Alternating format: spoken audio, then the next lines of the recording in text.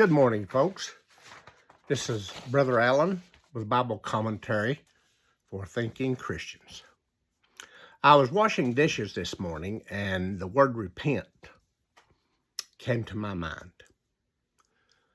And I was curious what that word might mean in the Hebrew language of the Old Testament and the Greek language of the New Testament.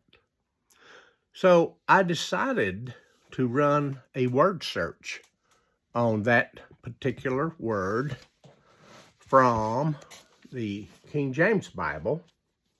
That's where I began, to a concordance first. This is a Bible dictionary. It has the English dictionary in it, and then depending on where the word is in the Old Testament or New Testament, it gives definitions in the Hebrew and in the Greek. So I looked up the word repent and run it to the Old Testament in the Hebrew language, and it's the word nakim. And what that word means in Hebrew in the Old Testament, it means to breathe strongly, to be sorry, to feel some kind of emotion. And it's also in a different place in the Old Testament, it's Hebrew word shub. And in the Hebrew, that means to turn back, to turn again, to change your mind. So then I decided to look up the New Testament word, repent, in the Greek language to see what it meant in the New Testament. And the Greek word for that is meton, O-E-O. Meton, O-E-O. It means to reconsider, to reverse.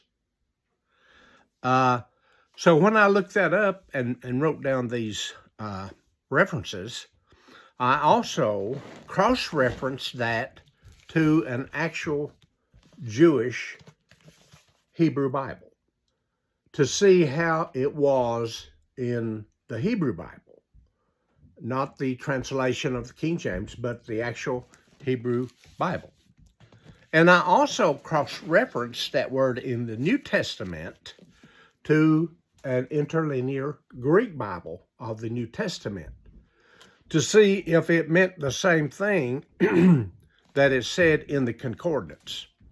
And my conclusion is it does say the same thing. It means to turn back, to turn again. It means to reconsider. It means to change your mind. What I had been taught my whole life is that the word repent meant to confess one's sins. That's not true. That is not true that that's what that word means. It means to turn back, to breathe, to reverse, to change one's mind.